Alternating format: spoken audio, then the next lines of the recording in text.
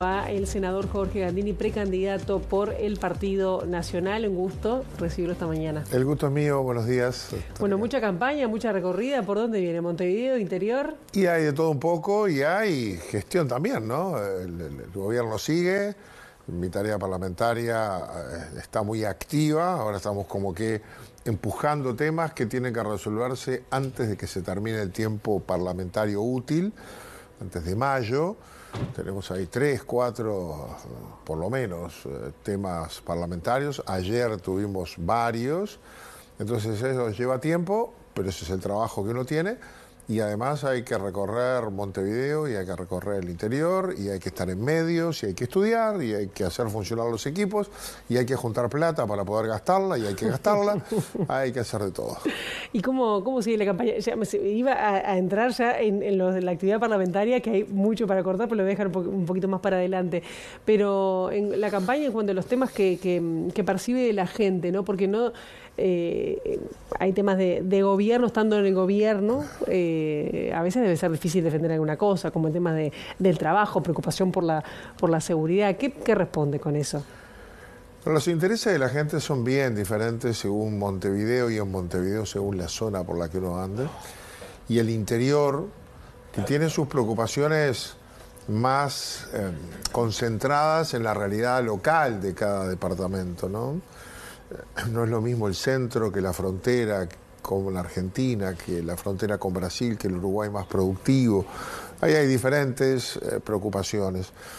El empleo es una preocupación en general, menos intensa que en otros momentos, pero es porque hay más gente empleada, pero todavía hay mucha que no la tiene. El salario es una preocupación, nunca alcanza, obviamente, ha mejorado el salario real está un poco mejor, se ha recuperado el perdido, se ha ganado un poquito, pero está lejos. Sí, la pobreza sigue ahí. La pobreza es otro tema, pero digo, con el tema del salario, vivimos en una sociedad de mucho consumo donde si tenés 10 más, querés 20, porque gastaste los 10 y siempre tenés algo más por lo que aspirar, pero hay necesidades básicas que sectores importantes de la población trabajadora llega apenas a cubrir, y ahí tenés una dificultad. Y cuando dice, por ejemplo, Delgado, un segundo piso de transformaciones, ¿usted va también por ese mismo lado? ¿Por dónde sería esa profundización de este modelo? Todos estamos en la idea de que hay que seguir cambiando, de que hay que, en nuestro caso, acelerar algunos cambios que no hemos podido hacer. Hay que crecer más para poder distribuir mejor, no se puede distribuir lo que no hay. Hay un punto en que se agota la posibilidad de decirle saco a los que más tienen para distribuir, porque la presión tributaria es importante y no podemos tampoco empujar hacia afuera a los sectores que generan economía y riqueza. ¿Y por dónde sería? Digo, porque justo hace unos días estuvo Vigorito diciendo, bueno, ha crecido más, pero no ha habido tanta distribución. No se la distribución cuesta que derrame, siempre cuesta que derrame. Es más lento que a veces la reacción en el crecimiento y son los que están en la punta los que más captan ese crecimiento por su formación profesional, por sus capacidades y aptitudes, por sus posibilidades de adaptarse más rápido en tanto su versatilidad. Y después para que derrame cuesta un poco más. Vamos en ese camino. En la medida que hay casi 100.000 personas más empleadas, derrama. En la medida que hemos recuperado lo perdido y el salario real y las jubilaciones están un poquito recuperadas por arriba del IPC, por arriba de la inflación, quiere decir que algo derramó. También es verdad que se necesita mucho más. ¿Y cómo lo hacemos? Haciendo crecer la economía. ¿Y cómo crece la economía? Con inversión. No hay otra manera de hacer crecer a la economía que con inversión. Parte de ella es extranjera, hay que competir por ella, hay que traerla. Para eso hay que ser atractivos, hay que ser competitivos a nivel internacional, hay que poder abrir fronteras. No vamos a interesar a nadie que venga aquí por el mercado interno, es muy pequeño, lo interesamos en tanto le damos seguridad, estabilidad, buenas condiciones, pero puertas abiertas para que desde aquí puedan vender a mercados más grandes, y ahí tenemos importantes limitaciones, pero ahí está el tema. Y después, políticas que permitan una mayor integración social.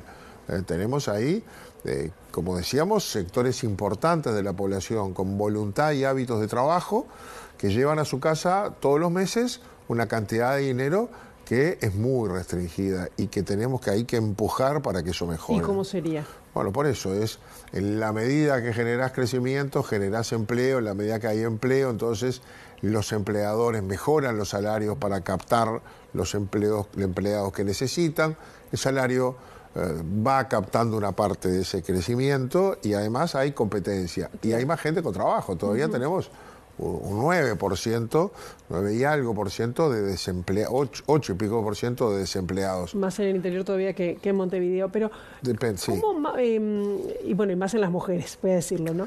Pero y más en los jóvenes. Y más sí, en los hay jóvenes. una cantidad de factores sectoriales que requieren políticas específicas para que esos sectores se puedan insertar más.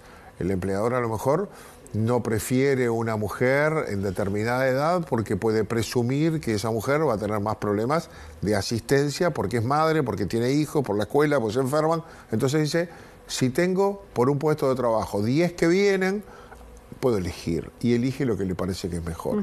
Pasa lo mismo con los jóvenes. Yo le quería preguntar también cómo es en la campaña, su campaña, marcar una diferencia, porque Delgado se presenta como la continuidad de este gobierno propiamente dicho.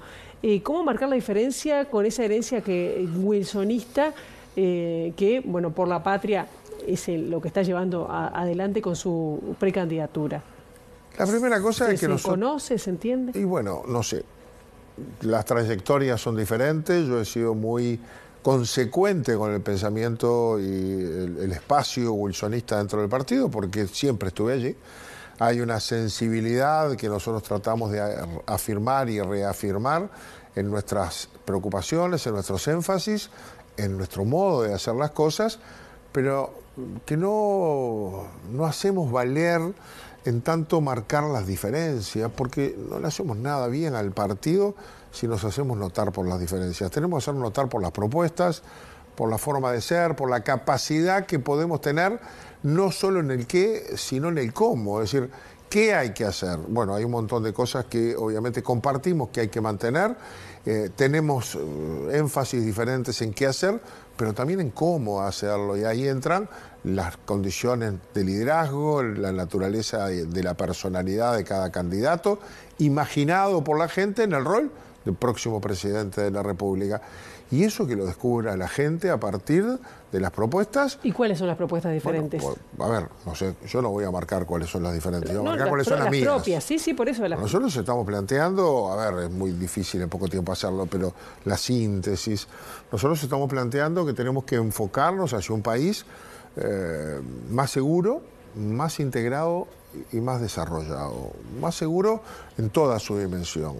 Hay que continuar con una seguridad política, jurídica, económica que viene de los gobiernos anteriores, que han mantenido todos los gobiernos con distinto sentido o énfasis, pero hay que todavía consolidar mucho de eso, sobre todo en la materia jurídica. Pero necesitamos todavía mucha seguridad pública y este es uno de los principales debates y una de las principales preocupaciones de la gente. ¿Falló este gobierno en eso? No, yo creo que no falló. Pero yo creo que hay desafíos nuevos que no hemos podido todavía resolver del todo, que proceden del crimen organizado. Los delitos han ido bajando, paramos primero aquella tendencia muy típica de Bonomi de crecer cada trimestre, cada año con relación al anterior. Todos los delitos los detuvimos, empezaron a retroceder, los hurtos, la rapiña, los abigeatos, etcétera. Hemos logrado detener, sin reducir, ahora hay algún síntoma muy positivo, los homicidios, pero dentro de estos hay un cambio importante. Hay mucho menos homicidios producto del delito que tiene resultado homicidio, la rapiña, que termina con la muerte de un comerciante o de otra persona, esos son un 20%. Un 30%, y este es un mal dato, son delitos que tienen que ver con la violencia interpersonal, intrafamiliar, es decir, el femicidio, los dos hermanos, la salida a un baile. Ahí es el 30%, es una sociedad con un poco más de violencia que también termina ahí. Pero la mitad tiene que ver con el narcotráfico, con el crimen organizado, con las bandas que disputan territorio, con el ajuste de cuentas, etcétera.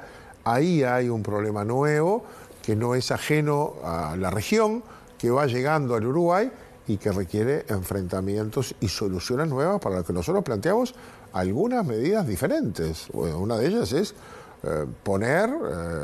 darle estado general a una ley que ya establece la realidad de que las Fuerzas Armadas cumplan tareas de vigilancia. Hoy hay una ley que es del 18 del gobierno de Vázquez, firmada por Vázquez y Bonomi, que aprobó el Parlamento, que permite que las Fuerzas Armadas hagan tarea de patrullaje, identificación de vehículos y de personas, detención ante infragante y delito, revisión de cargamentos y vehículos, todo en una zona de frontera de 20 kilómetros a partir de la línea divisoria. No hay acuerdo con respecto a eso, ¿no?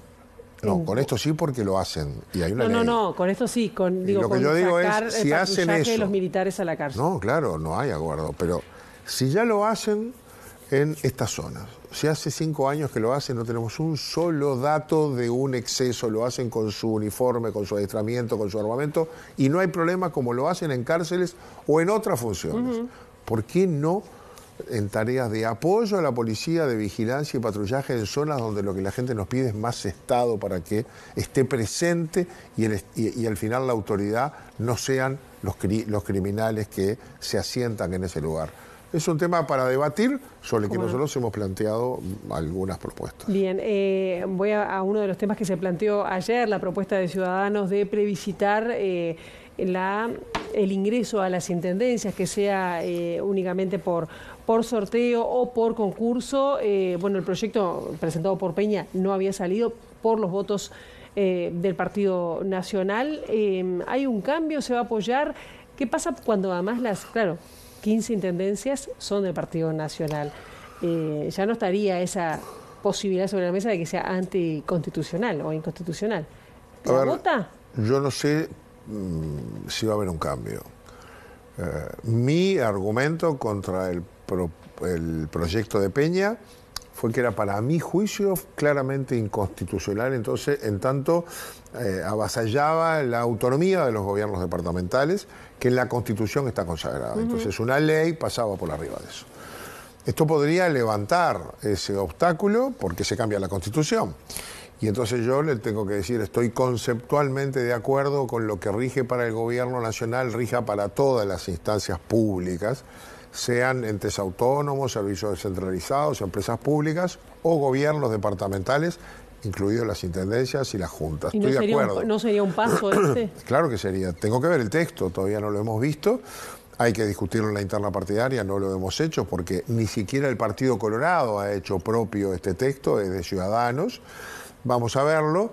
Yo tengo una predisposición positiva porque mi único argumento contrario fue la inconstitucionalidad, no la idea. Tanto que durante mis años de gobierno frente amplista y yo como parlamentario opositor reclamé estas cosas. Y mi archivo trato de resistirlo, la reclamé porque creo que en todos los ámbitos debe haber concursos que tienen que estar bien hechos, que no pueden ser una excusa de fachada para que alguien entre ahora detrás de un concurso mal hecho y entonces, como es por concurso, no hay crítica, pero igual... Y haber acuerdo en el Partido Nacional. Botana ya dijo que le parecía que no... No tiene por qué haber acuerdo, esto es una reforma de la Constitución donde es el pueblo el que tiene que votar y decidir. El asunto es si se vota o no. Si no lo habilitan la Asamblea General no sale. No, pero en este caso nuestro voto es absolutamente innecesario, nuestra firma. Se necesitan 52 parlamentarios. Solo el Frente Amplio tiene 42 diputados y 13 senadores. Ya se supera. El Partido Colorado tiene 4 senadores y tiene creo que 13 diputados. Cabildo Abierto tiene 9, 10 diputados y 3 senadores. O sea, si los mismos que lo votaron firmaran, sobran 30 firmas. O sea que la nuestra es una cuestión de adhesión a una idea y no puede habilitarla o impedirla. Después es la gente la que vote. Por eso yo me siento en total libertad de mirar el texto y dar una posición de si firmo o no firmo. ¿No sería una cuestión de transparencia de ingreso y más seguridad de la ciudadanía? Bueno, a ver, hay muchos problemas de transparencia. Salto Grande ha tenido poca transparencia. la adjudicación de viviendas, la gestión de Lima en Salto han tenido poca transparencia. Algunas denuncias que tenemos sobre la Intendencia de Artigas tienen poca transparencia. Algunas cosas que hemos denunciado en Canelones y el ingreso de dirigentes políticos blancos después que adhieren al Frente Amplio tienen poca transparencia. Es verdad, hay que generar la mayor cantidad de respuestas posibles. Este gobierno mejoró el ingreso a la administración y desde la Oficina de Servicio Civil, con Conrado Ramos al frente, hay propuestas y estaban de acuerdo con esto. Y yo comparto en principio eso. Hay que ver si eso está dentro del marco de la ley. Si se supone que si cambia la Constitución, cambia.